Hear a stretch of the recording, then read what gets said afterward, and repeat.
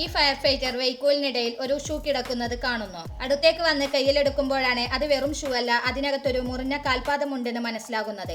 അത് കണ്ട് എല്ലാ ഫയർ ഫൈറ്റേഴ്സും ഷോക്കാകുന്നു. അത് കണ്ടപ്പോൾ തന്നെ ഇപ്പോൾ നടന്ന അപകടത്തിൽ ഒരാൾക്ക് കൂടി പരിക്ക് പറ്റിയെന്ന് അവർക്ക് മനസ്സിലാകുന്നു. ആക്ച്വലി കുറച്ച് സമയത്തിന് മുമ്പ് ഒരു കാർ വൈക്കോൽ കൊണ്ടുപോകുന്ന ട്രക്കിലിടിച്ച് ആക്സിഡന്റ് ആയി.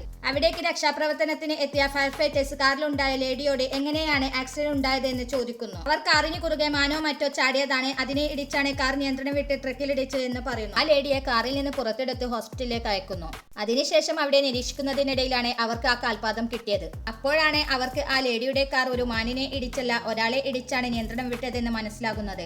ആ ഷൂ കണ്ടപ്പോൾ തന്നെ അതൊരു സൈക്ലിസ്റ്റ് ആണെന്ന് അവർക്ക് മനസ്സിലാകുന്നു. അവർ അയാൾക്കായുള്ള തെരച്ചിൽ തുടങ്ങുന്നു. സീനിയർ ഓഫീസർ ആ കാൽപാദം ഒരു ബാഗിനകത്ത് സൂക്ഷിക്കാൻ പറയുന്നു. ഒരു ഫയർ ഫൈറ്ററിനെ കുറച്ച് അപ്പുറത്ത് നിന്ന് അയാളുടെ സൈക്കിൾ കിട്ടുന്നു. സൈക്കിളിന്റെ അടുത്ത് നിന്ന് കുറച്ച് അപ്പുറത്തേക്ക് വീണ് കിടക്കുന്ന രക്തത്തുള്ളികൾ കണ്ട് അവർ അത് ഫോളോ ചെയ്ത് വന്ന് നോക്കുമ്പോൾ വൈക്കോലിനിടയിൽ ആ സൈക്ലിസ്റ്റ് ബോധമില്ലാതെ കിടക്കുന്നു. പക്ഷേ അയാളുടെ മുറിഞ്ഞുപോയ കാലിൽ നിന്ന് രക്തം നിർത്താതെ പോയിക്കൊണ്ടിരിക്കുന്നു. അത് കണ്ട ഫയർ ഫൈറ്റേഴ്സ് രക്തം സ്റ്റോപ്പ് ചെയ്യാൻ ശ്രമിക്കുന്നു.